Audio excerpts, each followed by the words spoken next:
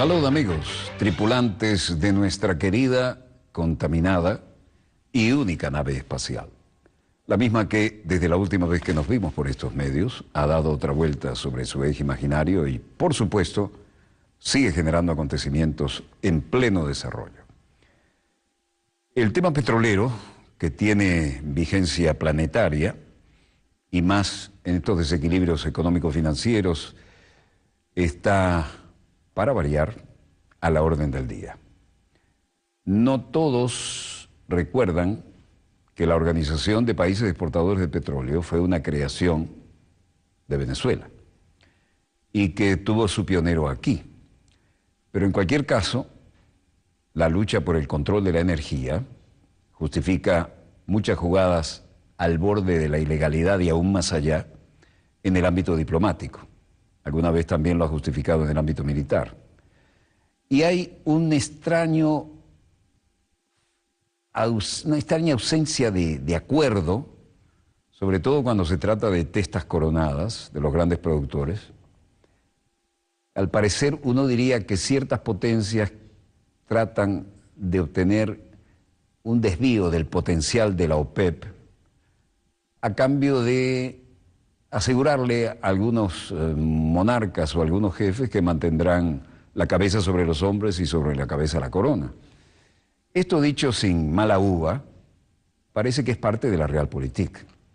Y en estos momentos hay una reunión peculiarísima que tiene que ver con la energía y que tiene como escenario Argel. Es decir, en pleno Magreb, donde ha habido tanta fluida situación.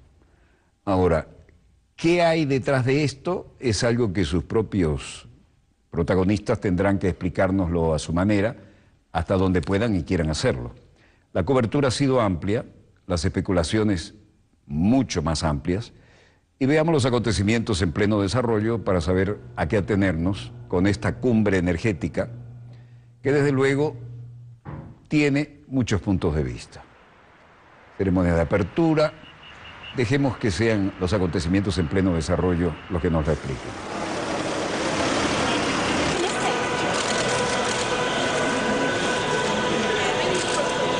Foro Internacional de Energía, que tiene lugar en Argelia. Llegaban los representantes de Arabia Saudita. También estaban presentes el ministro francés de Energía, Ségolène Royal, el de Arabia Saudita, Khalid Al-Falih, el de Irán, Bijan Zanganeh, varios de los ministros y delegaciones en el lugar de la conferencia. Y había ahí un banner que decía 15ª Foro Ministerial Internacional de Energía. El ministro de Arabia Saudita estaba al frente de su delegación, Zaneh aparecía ahí sentado, y luego el ministro de Energía de Irán, Bijan Zanganeh, daba alguna declaración al respecto, y desde luego las especulaciones que están al orden del día, ¿no? Todos los que representan algo en el tema del petróleo y de la energía a nivel internacional estaban presentes. Un acuerdo de la OPEP se aleja tras el rechazo de Irán a la oferta de Arabia Saudita sobre control de producción. Y aquí la periodista le decía, van a volver a casi el 13%, es nuestra expectativa. Y el ministro de Energía de Irán, Bijan Zanganeh, decía, bueno, ¿y qué hay de Arabia? ¿Qué piensan? Usted puede pedirle al ministro de Arabia Saudita que está sentado allí, pueden ir y preguntarles. Él le puede dar una respuesta si quieren.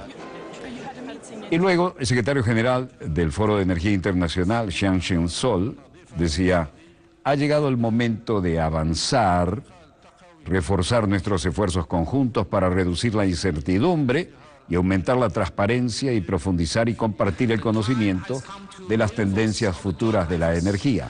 To reduce uncertainties, enhance transparency, and deepen shared insight into future energy trends.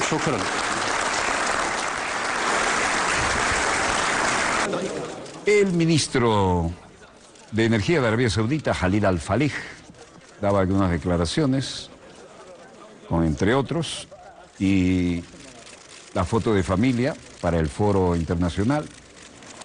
El acuerdo a nivel de OPEP se aleja tras el rechazo de Irán a la oferta de Arabia Saudita sobre producción. Irán rechazó el ofrecimiento de Arabia Saudita para limitar su producción de petróleo a cambio de que Riad haga lo mismo, truncando las esperanzas del mercado de que los dos mayores productores de la OPEP lograran un acuerdo esta semana en Argelia que ayudara a aliviar el exceso de suministro, que es lo que mantiene premeditadamente bajo los precios. Las distancias entre las opiniones de los países miembros de la OPEP se está reduciendo, no obstante. No espero que surja un acuerdo de las consultas de mañana, dijo a los periodistas el ministro de Energía de Arabia Saudita, Khalid Al-Falih.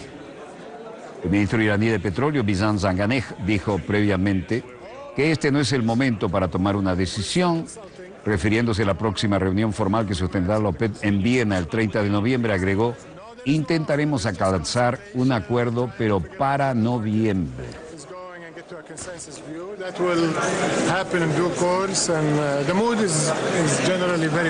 La Organización de Países Exportadores de Petróleo, OPEP, sostendrá conversaciones informales desde la 14 GMT del miércoles. Sus miembros también se han estado reuniendo con productores que no integran la organización, como Rusia, en el marco del Foro Internacional de Energía, que agrupa a productores y consumidores, y que no es una conferencia solo OPEP. El barril de petróleo ha perdido más de la mitad de su valor respecto a 2014 debido a un exceso de oferta, lo que ha llevado a los productores dentro y fuera de la OPEP a buscar un equilibrio en el mercado que derive en mayores ingresos por sus exportaciones y ayude a los afectados presupuestos. La idea predominante desde principios de 2016 entre los productores ha sido llegar a un acuerdo para limitar la oferta, aunque los observadores del mercado han dicho que tal movimiento no conseguiría reducir el actual exceso de suministro. Posible acuerdo ha sido complicado también por la fuerte rivalidad política entre Irán y Arabia Saudita, enfrentados en realidad en varios conflictos en Oriente Medio, como los que se libran en Siria y Yemen. Y el ministro iraní de Energía, Bijan Zanganeh, dijo, no es mi misión ser optimista o pesimista en esta situación. Pero el de Arabia Saudita, Khalid Al-Falih, dijo, no hay ninguna oferta, solo hay consultas tratando de averiguar a dónde llegamos con esto, ¿no? En Bratislava, en Eslovaquia, había reuniones de alto nivel, ministro de Defensa de España, Pedro Morentes, llegando, Ursula von der Leyen, ministro de Defensa de Alemania, que declaraba y decía al respecto. Para mí es muy importante mostrar aquí la iniciativa franco-alemana para una seguridad europea y la Unión de Defensa no se dirige contra la OTAN. Por el contrario, necesitamos una Europa fuerte y todo lo que hace que Europa sea más fuerte en defensa también hace que la OTAN sea más fuerte. Necesitamos un pilar europeo bien pronunciado de la OTAN y sabemos que tenemos un solo conjunto único de fuerzas, lo que significa que tenemos tropas que podemos desplegar una sola vez y lo que significa que si los europeos están mejor organizados y coordinados, a continuación vamos a ser capaces de desarrollar capacidades importantes. Y esto también beneficia a la OTAN. Se trata de agrupar los diversos puntos fuertes de los países europeos y estar listos para actuar en conjunto y con rapidez. Por su parte, el secretario británico de Defensa, Michael Fallon, también se hacía presente y después de la salida del Reino Unido dijo, estamos de acuerdo en que Europa necesita dar un paso ante los desafíos del terrorismo y de la migración. Pero vamos a seguir oponiéndonos a cualquier idea de un ejército de la Unión Europea o un cuartel general de un ejército de la Unión Europea que simplemente socavarían a la OTAN. La OTAN debe seguir siendo la piedra angular de nuestra defensa y la defensa de Europa. Federica Mogherini hablaba sobre la política exterior como jefa de este segmento de la Unión Europea y luego de la oportunidad de fotos también hacía sus declaraciones. Mogherini dice que ve consenso para avanzar en cooperación con defensa en el grupo de los 28. Se trata de utilizar lo que ya está en los tratados existentes en beneficio de la seguridad de los ciudadanos europeos y también en el beneficio de nuestros socios, porque de nuevo, siendo que la OTAN une estados, siendo nuestros socios también los de África, en Asia, el Mediterráneo o en el este de Europa, todos ellos deben saber que Europa tiene que hacer su parte en la seguridad global y tenemos los instrumentos para hacerlo. Así que esto es lo que vamos a discutir ahora. No es ideológico, no es hipotético, sino algo muy concreto que podemos hacer si nos ponemos de acuerdo. La Unión Europea tiene ahora 28 Estados miembros, continúa teniendo 28 Estados miembros y ha subrayado la jefe de la diplomacia europea en la rueda de prensa posterior a la reunión informal de los ministros de Defensa de la Unión Europea en Bratislava. Siguieron estas reuniones informales antes y después de la plenaria. El énfasis será en pasos operativos pragmáticos, concretos, que podamos dar dentro de los tratados, ¿no? Y son los tratados existentes, como sugerimos antes, a finales del verano. Y la jefa de la diplomacia europea ha dejado claro que la creación de un ejército europeo no es algo previsto en los tratados europeos y que se trata de avanzar en la cooperación de defensa utilizando todos los instrumentos que sí están previstos en los tratados, como los grupos de combate tácticos de la Unión Europea, que nunca han sido utilizados por falta de voluntad política, o explorar la cooperación estructurada permanente en defensa para permitir que los países que quieran avanzar en la integración en el campo de la defensa lo puedan hacer por su cuenta. I also welcome the debate which is now taking place on how to strengthen European Jens Stoltenberg, secretario general de la OTAN, dice: yo también celebro el debate que está teniendo lugar sobre la manera de reforzar la defensa europea y la cooperación europea de defensa, porque no hay ninguna contradicción en decir esto entre una fuerte defensa europea y una OTAN fuerte. En realidad, Federica acaba de subrayar la importancia y se evita la duplicación, que es innecesaria. El diálogo de la Unión Europea y de la OTAN es transparente y abierto, por lo que nos aseguramos de que realmente podamos fortalecer a Europa, la defensa de Europa, no también solo esto, sino también nuestra cooperación transatlántica. En suma, la OTAN niega que le debilite una mayor colaboración en defensa dentro de la Unión Europea. El secretario general Stoltenberg, a quien acabamos de oír, negó que los planes para mejorar la coordinación en materia de defensa entre países de la Unión Europea pueda significar un debilitamiento de la Alianza del Atlántico Norte. No hay contradicción, hay una OTAN fuerte. De hecho, el ex primer ministro de Noruega afirmó que en la práctica ambas se refuerzan mutuamente. Stoltenberg también dijo que hay que evitar que se creen estructuras dobles, pero que la Unión Europea y la OTAN pueden y tienen que complementarse.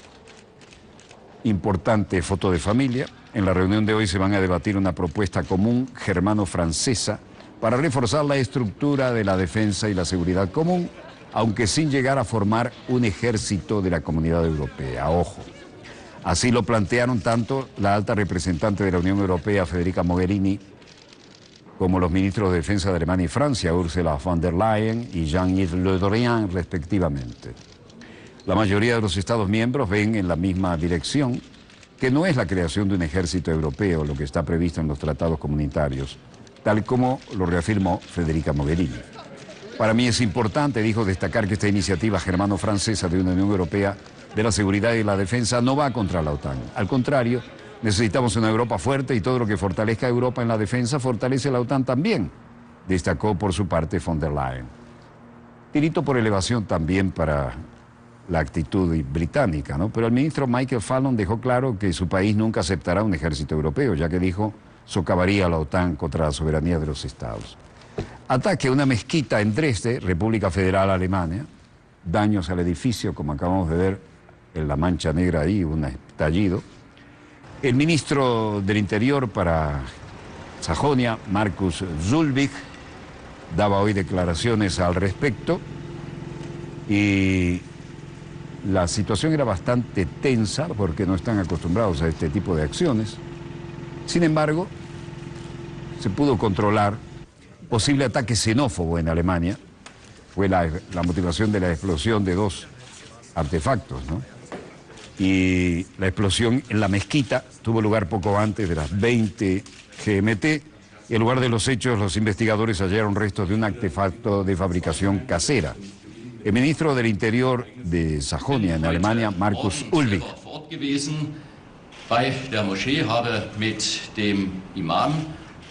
estaba yo allí esta mañana en la mezquita donde hablé con el imán y su familia, y se puede decir, como les digo a ustedes, que cuando están de pie delante de la puerta, usted sabe que detrás de la puerta fue donde dejaron los explosivos, había una familia con 2 hijos. Y esto solo se puede responder con una condena al ataque. También debe estar claro el llamado. Se trata de un ataque cobarde y es el trabajo de la policía la que debe utilizar todos los recursos para encontrar el culpable o los culpables de manera rápida para repartir el castigo adecuado. Y esto es muy importante. Polizei alles daran zu setzen, dass der oder die Täter, die die Verantwortung dafür haben, entsprechend schnell. Y luego dijo, un segundo artefacto explosivo fue ubicado en el centro de congresos. No solo había, si se puede decir solamente, daños a los cristales.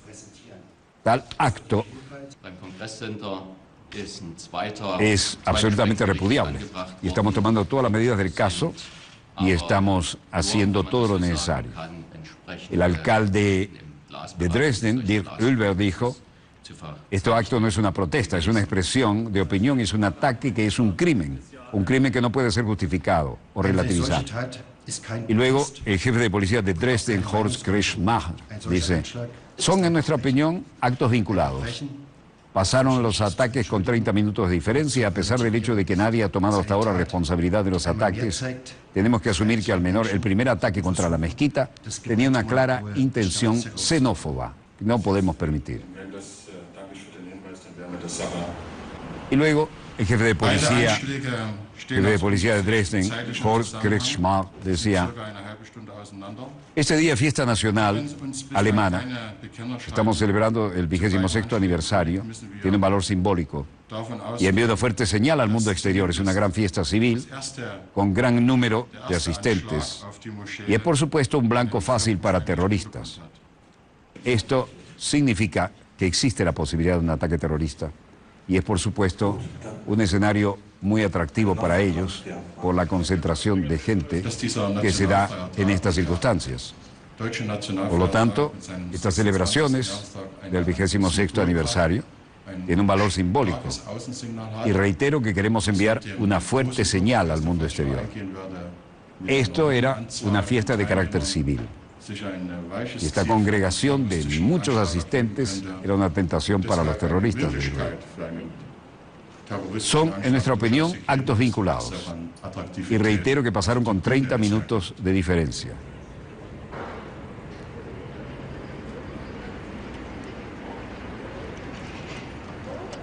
Como se ve, fuertes medidas de precaución, patrullaje permanente, pero el ambiente muy tenso. Mientras tanto, en Ankara, en Turquía, el canciller del Reino Unido se iba a reunir con su contraparte y había extremas medidas de seguridad ante cualquier eventualidad. Boris Johnson quiere un tratado de libre comercio, pero un tratado gigante, un tratado jumbo con Turquía, ¿no?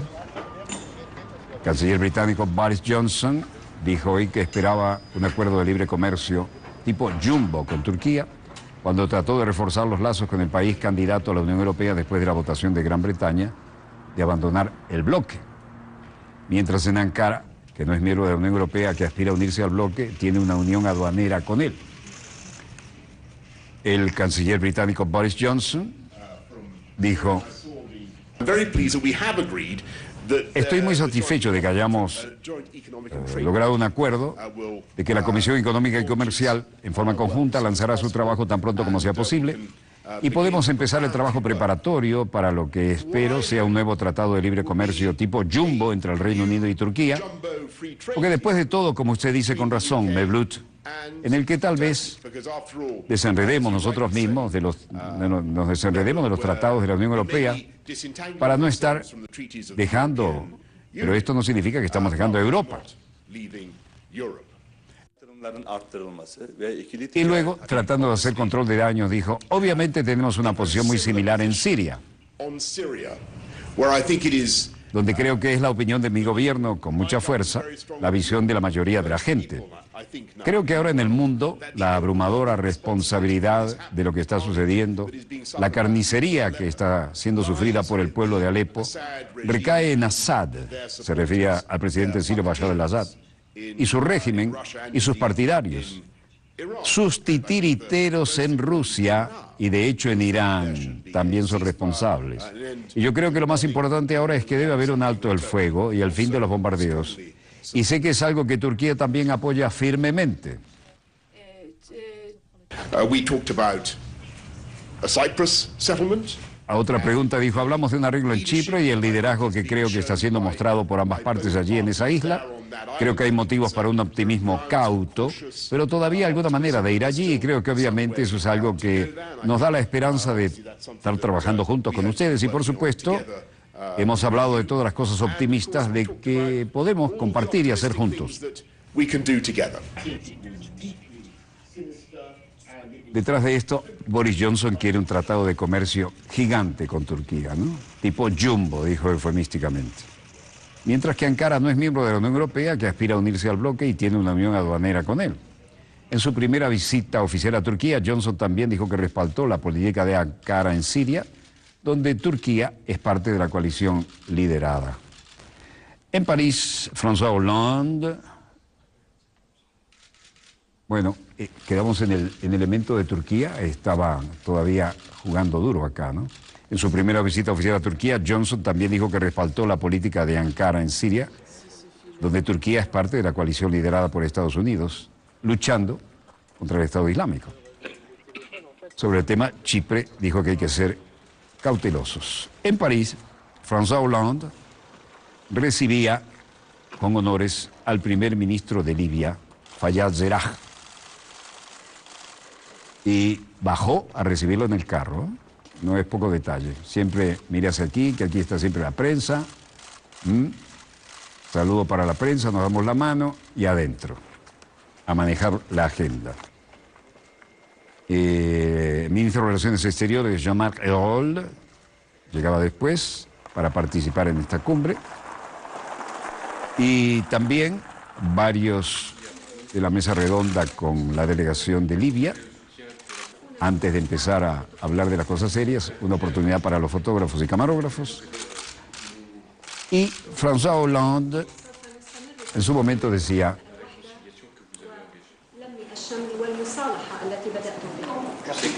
todavía una pequeña oportunidad para preguntas y luego la rueda de prensa bilateral. Abre fuegos el dueño de casa. Et nous lui faisons confiance pour qu'il puisse Hacemos confianza en él, refiriéndose al ilustre visitante, para poder ampliar su gobierno e involucrar todas las partes interesadas, y espero que el Parlamento le entregará toda la confianza. El primer ministro de Libia, Sarraj, decía: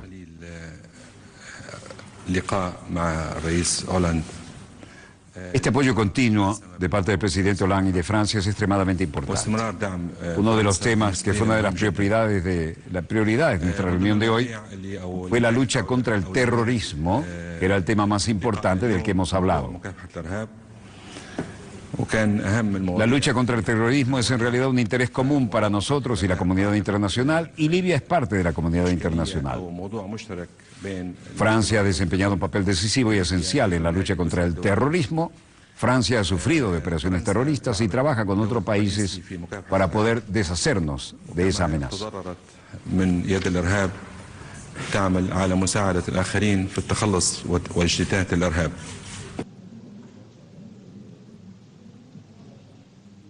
Contact avec des membres du gouvernement français, et notamment M. Le Drian.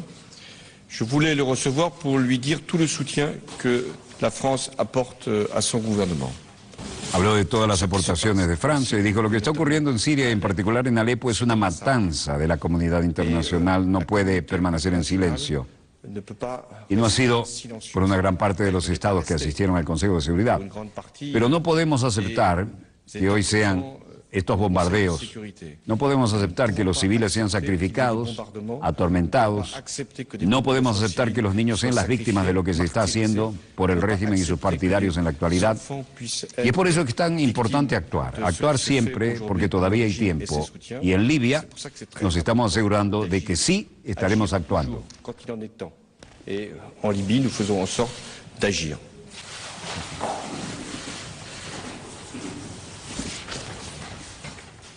Hola dice que cuenta con Libia para ampliar su gobierno. Futuras iniciativas. Ninguno de los dos líderes, sin embargo, menciona explícitamente la situación creada por una ofensiva de los sitios del petróleo por las fuerzas leales al comandante de Libia, Khalifa Haftar. Bueno, aquí estamos en Shiva Medical Center, cerca de Tel Aviv, en Israel. Y aquí el tema es la salud de Shimon Peres. Ministro del Interior, Ariel Deri, daba las informaciones.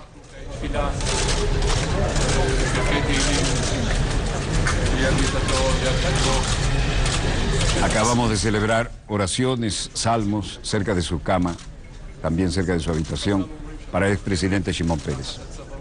Los ancianos judíos dicen que incluso si una espada se coloca en el cuello de una persona, no se debe perder la esperanza. Continuamos a orar y a esperar, pero al mismo tiempo hemos oído de su estado de gravedad y el deterioro. Todos continuamos orando. Presidente israelí en grave estado. Y realmente no hay, hasta este momento, ninguna cara que refleje un mínimo de optimismo. La brevedad de los comunicados y la gravedad evidenciada en ellos hace temer lo peor. Y podría decirse que, salvo una especie de milagro, estamos informando sobre las últimas horas de Shimon Peres, ¿no? Por supuesto, se están agotando todos los recursos. Bueno, no veo en los monitores de satélite algo que mejore la pauta que les hemos mostrado o la que tenemos previsto para el segundo bloque. Si fuera así, la bajaríamos de inmediato y la compartiríamos con ustedes. Breve corte y volvemos con más acontecimientos en pleno desarrollo. No se muevan, ya volvemos.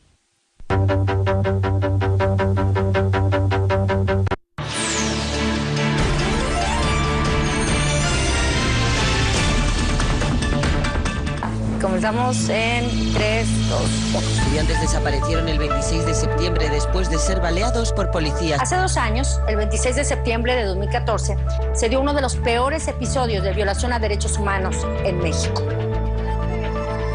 Esa noche, 43 jóvenes desaparecieron de la normal rural Raúl Isidro Burgos, de Ayotzinapa. El gobierno dio distintas versiones sobre lo que había pasado con los estudiantes. El gobierno ha respondido con apertura. Fueron también los antropólogos forenses, peritos especializados también del extranjero para demostrar las irregularidades en la investigación del caso. Pregunta clave, ¿dónde están los normalistas? ¡Vivos los ciudadanos! ¡Vivos los queremos! Desde las redes sociales se convocó a marchas, a manifestaciones, una convocatoria que salió de México y se fue a todo el mundo. Telesur ha seguido de cerca este caso desde el principio y lo sigue haciendo en nuestra pantalla tradicional y también en redes sociales. Ayotzinapa, 24 meses sin los 43.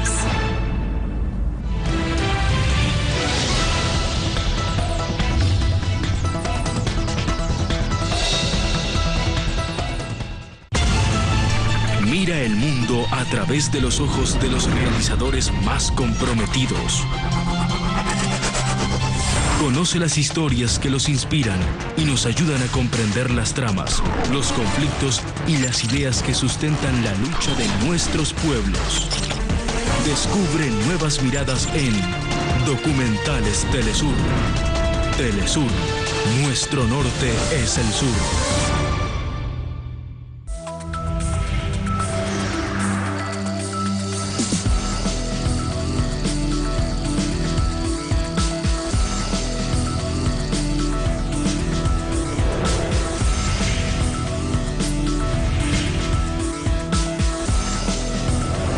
Al final de cada jornada, en este espacio, podrás conocer las aristas de lo que es noticia. Es noticia.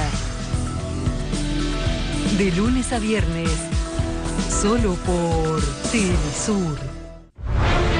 no tememos a decir la verdad tal cual es. Difundimos la imagen sin falsificar. بالتزام مع القضية. قضيتنا مع الإنسان. En todas partes. في مواجهة الاحتلال والظلم. Con la paz y contra el terrorismo. مع المقاومة والتحرر. Con el amor y la tolerancia. على منى حر. Contra la hegemonía. ضد الطائفية. Contra la discriminación racial. معا يبقى صوتنا bien alta. Poder. Nastatia.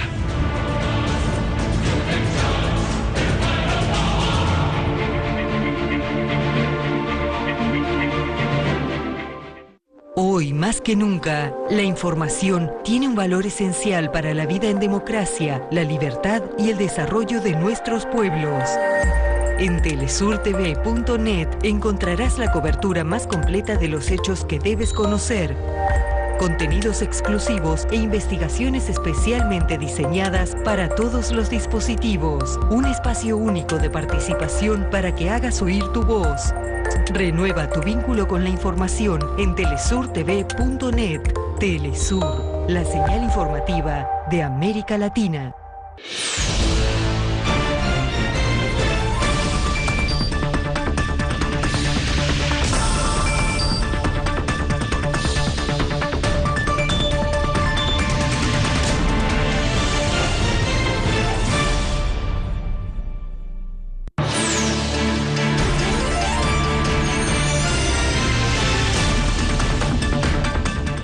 Volvemos con más acontecimientos en pleno desarrollo y tenemos algunos de última hora muy significativos.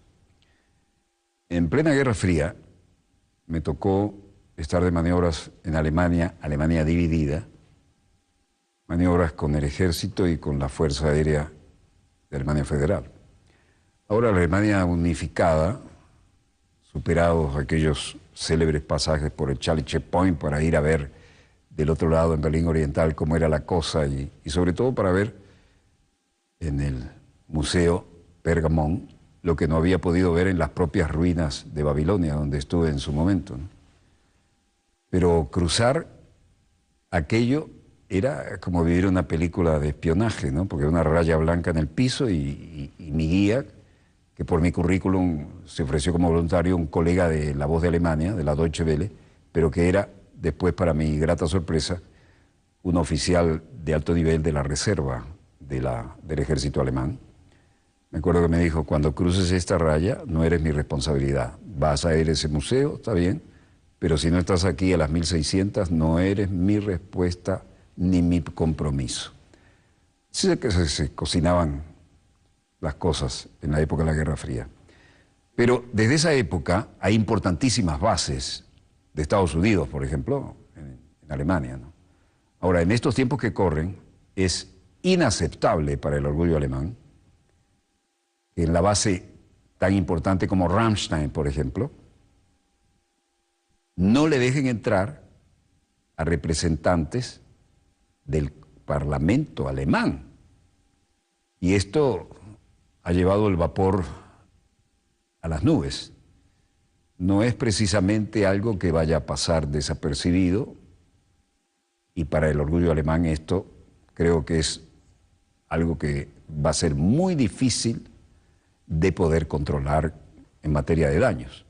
Además, esa gigantesca base aérea está siendo utilizada para los ataques que están llevando por su cuenta Estados Unidos en el territorio del Medio Oriente. Veamos los acontecimientos en pleno desarrollo. Y recordemos que la Alemania de hoy no puede permitir esa afrenta. Es una gran base, ¿no? Es una base aérea. Ahí veíamos las pistas en la toma aérea y tremenda torre y unas instalaciones propias para un despliegue de gran escala en términos de la Guerra Fría, felizmente ya superada. Ahora, a la entrada están todas las insignias de los componentes estadounidenses y la bienvenida en inglés, ¿no? Bienvenido a la base aérea de Ramstein. Ahora, ¿por qué no pueden? Ahí están los escudos de todos los componentes. ¿Por qué? Está en una base que tiene un gran papel como apoyo logístico, ¿no? La base aérea de Ramstein es una base militar localizada precisamente en Ramstein, en el estado de Renania-Palatinado, y es la base del cuartel general de las Fuerzas Aéreas de Estados Unidos en Europa. La puerta de la base está situada a 16 kilómetros al oeste de Kaiserslautern. La base se comenzó a ser construida en 1951. Vean los brutales supertransportes aéreos, todo el apoyo logístico, ¿no? Donde se puede lanzar por paracaídas, blindados ligeros, todas las tropas y todos los vehículos. Y también de ahí despegan para las maniobras los DC-10 versión militar como este, que es el encargado, es un verdadero tanque de combustible volante, ¿no? Vamos a ver si en el perfil vemos, ahí lo tiene, las toberas con la cual retroalimentan en el aire a los aviones de combate de Estados Unidos que actúan ahí y a los alemanes también, por supuesto.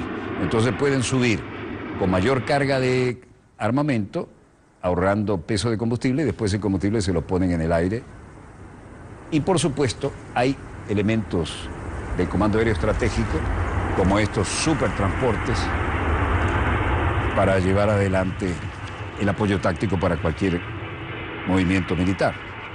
La base comenzó a ser construida en 1951 bajo provisiones franco-estadounidenses, pues ese tiempo los alrededores estaban bajo control posicional de la posguerra francesa y fue diseñado por ingenieros franceses, construida por alemanes y ocupada por estadounidenses.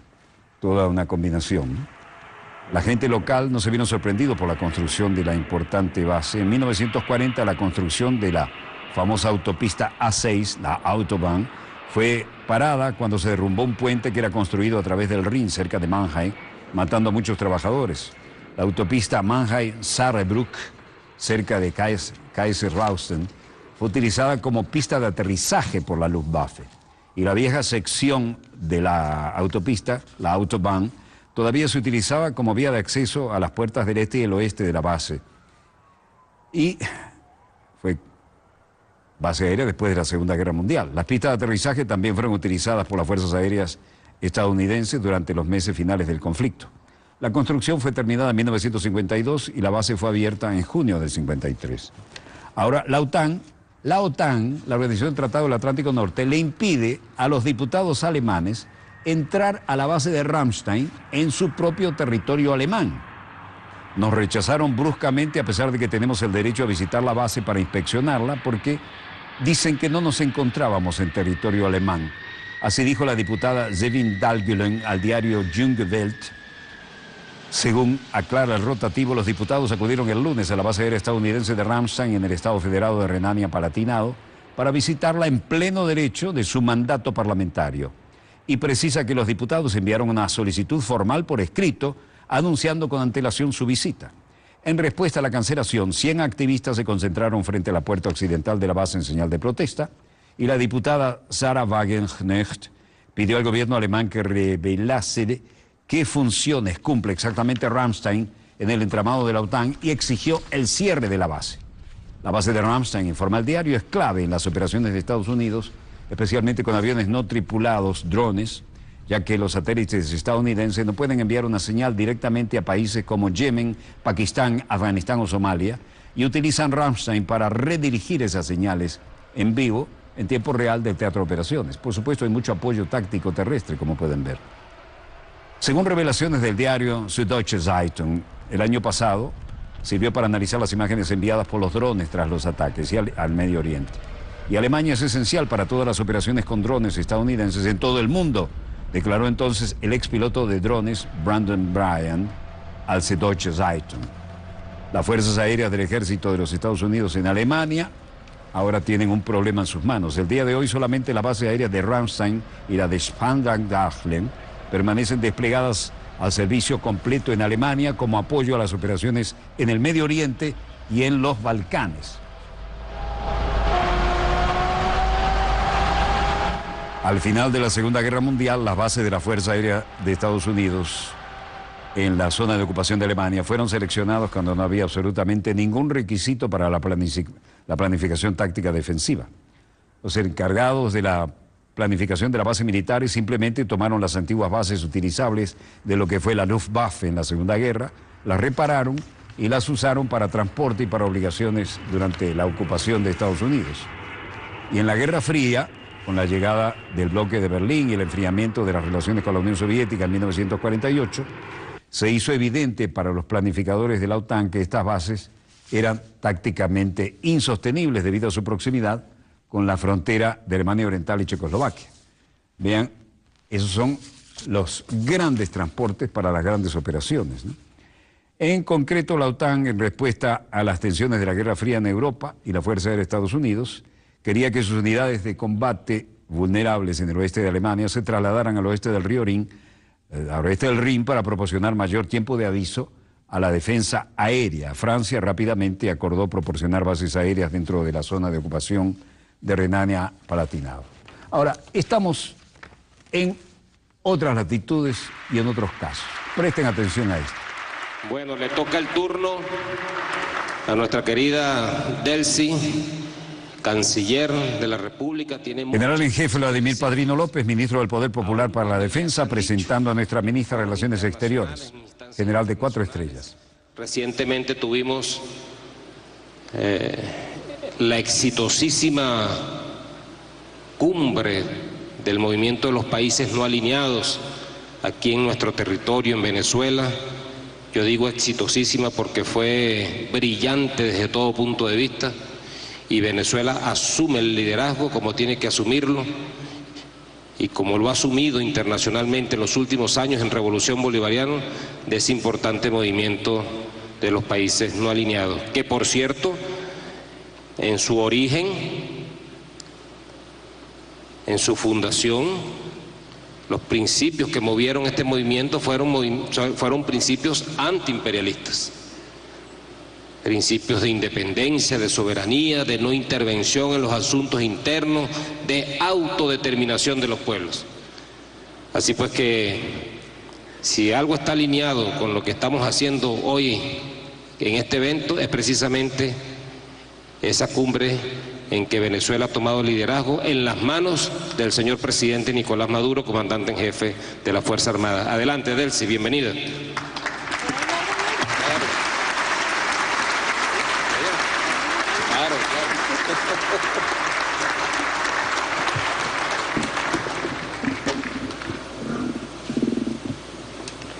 Bueno, muy buenas tardes, soldados de la patria, todos. Chávez vive. Viviremos y venceremos. Aquí estamos, los soldados de Chávez, los soldados de Simón Bolívar. Y yo quería justamente ilustrar con este mapa de dónde venimos y por qué estamos donde estamos.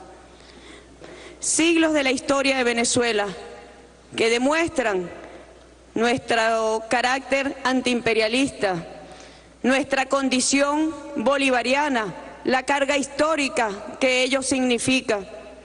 Quiero también aquí, además de darnos a todos un saludo como soldados de la patria, un saludo muy especial a los comandantes generales de la Fuerza Armada Nacional Bolivariana, a nuestro general en jefe, maestro de nuestro querido comandante Hugo Chávez, el general Pérez Arcay, que siempre nos ilustra por el camino de nuestros libertadores.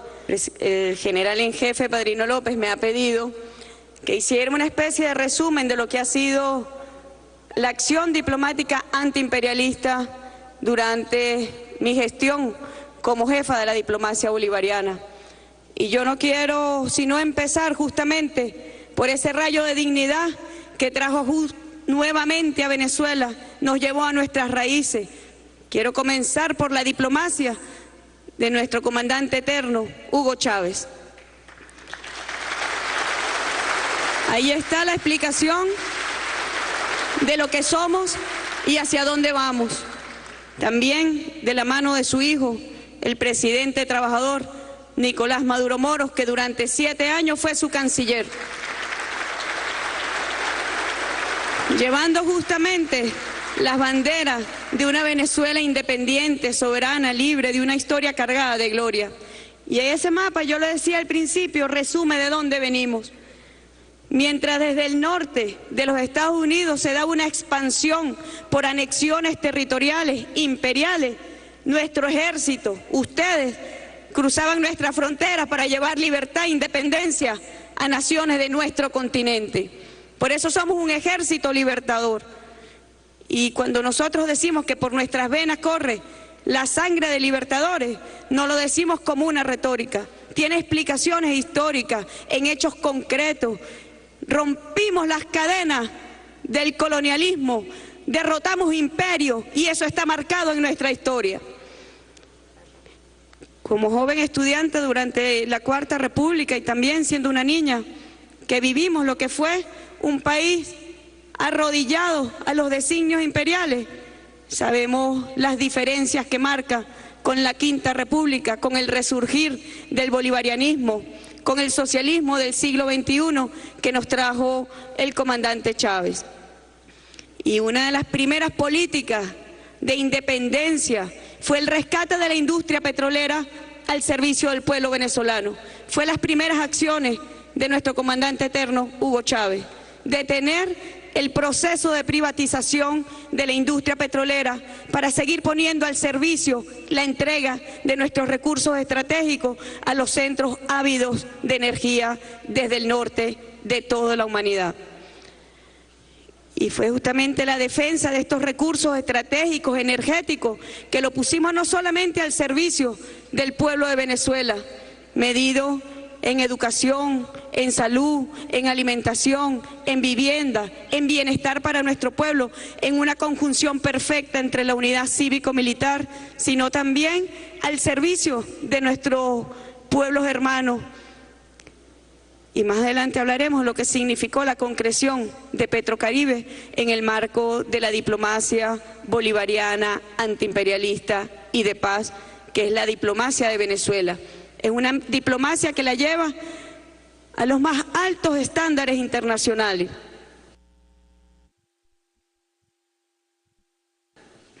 Ustedes... El general en jefe, Padrino López, me ha pedido que hiciera una especie de resumen de lo que ha sido la acción diplomática antiimperialista durante mi gestión como jefa de la diplomacia bolivariana. Y yo no quiero sino empezar justamente por ese rayo de dignidad que trajo nuevamente a Venezuela, nos llevó a nuestras raíces. Quiero comenzar por la diplomacia de nuestro comandante eterno, Hugo Chávez. Ahí está la explicación de lo que somos y hacia dónde vamos. También de la mano de su hijo, el presidente trabajador Nicolás Maduro Moros, que durante 7 años fue su canciller, llevando justamente las banderas de una Venezuela independiente, soberana, libre, de una historia cargada de gloria. Y ese mapa, yo lo decía al principio, resume de dónde venimos.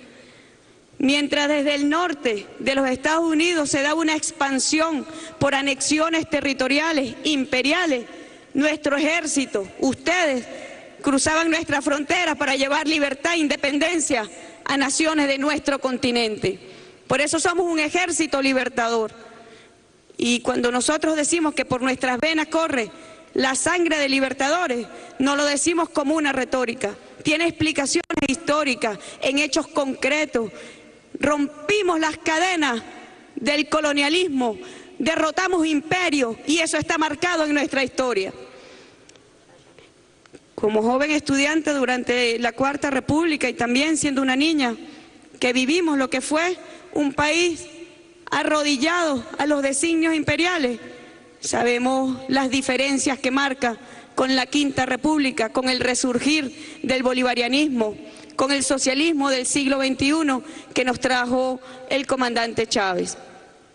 Y una de las primeras políticas de independencia fue el rescate de la industria petrolera al servicio del pueblo venezolano.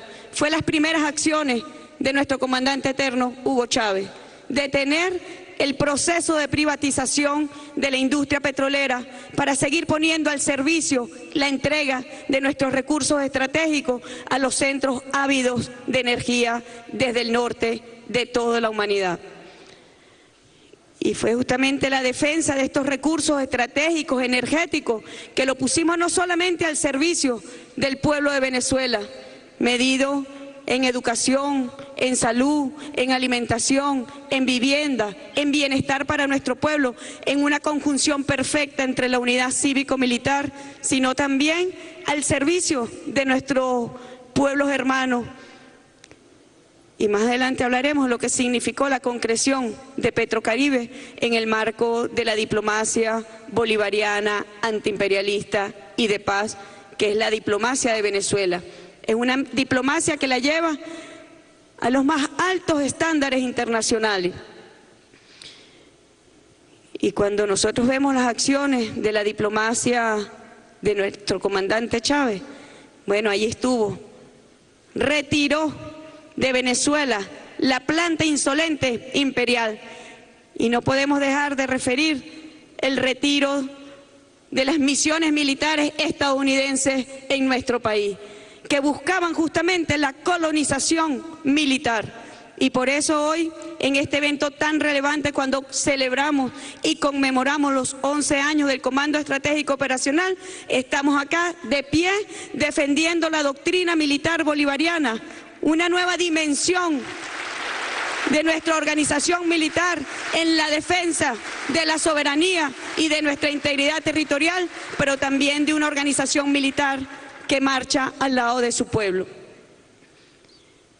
Otro de los eventos que marcaron también estos importantes años fue el retiro de la cooperación con la agencia DEA.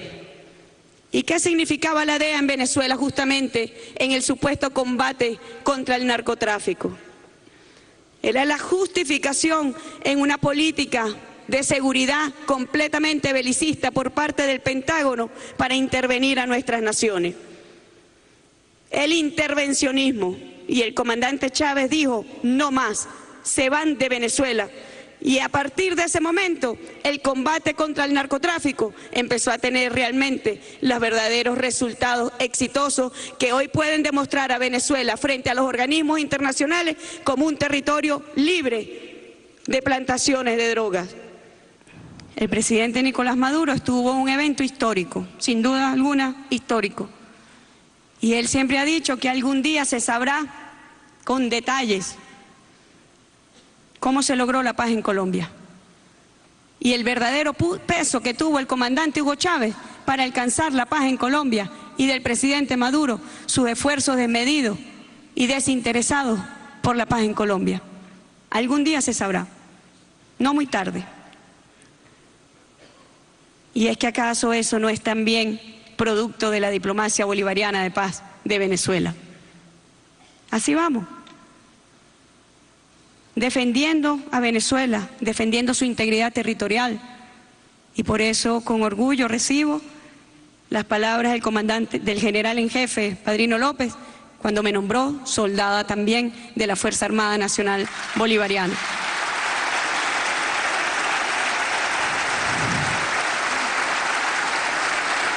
Quiero despedirme, no sin antes dejarles a ustedes nuestro compromiso absoluto de seguir enarbolando esta bandera y de seguir junto a ustedes en expresión de la unidad cívico-militar, defendiendo a nuestro pueblo y defendiendo a nuestro país.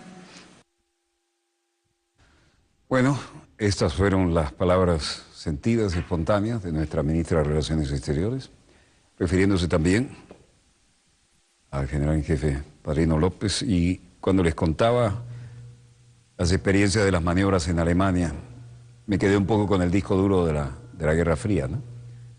Acá no hablamos de generales de 4 estrellas, hablamos de generales de 4 soles en la República Bolivariana de Venezuela. Todos los conceptos cambiaron y ese es uno que no podía dejar pasar.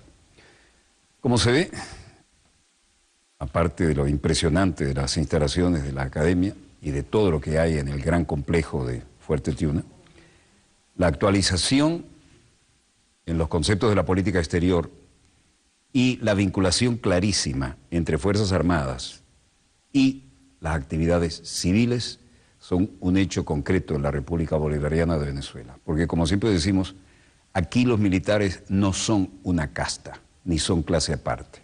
Son el pueblo en uniforme. Y estamos muy orgullosos de ellos, como lo estamos de nuestra diplomacia de nuestra canciller y de nuestro gran jefe militar. Por supuesto, un saludo a todos los componentes que estaban representados allí en este evento. Y volveremos mañana, Dios mediante, cuando nuestra querida, contaminada y única nave espacial haya dado otra vuelta sobre su eje imaginario y estemos aquí para contarles la pequeña gran historia de las próximas 24 horas. Desde el estudio 3 de Venezolana de Televisión, el canal pionero de la televisión venezolana, finaliza aquí Dossier, el programa decano en todo el hemisferio occidental de la información internacional vía satélite. Les habló Walter Martínez, productor y conductor del mismo. Disponga usted de las cámaras, señor director.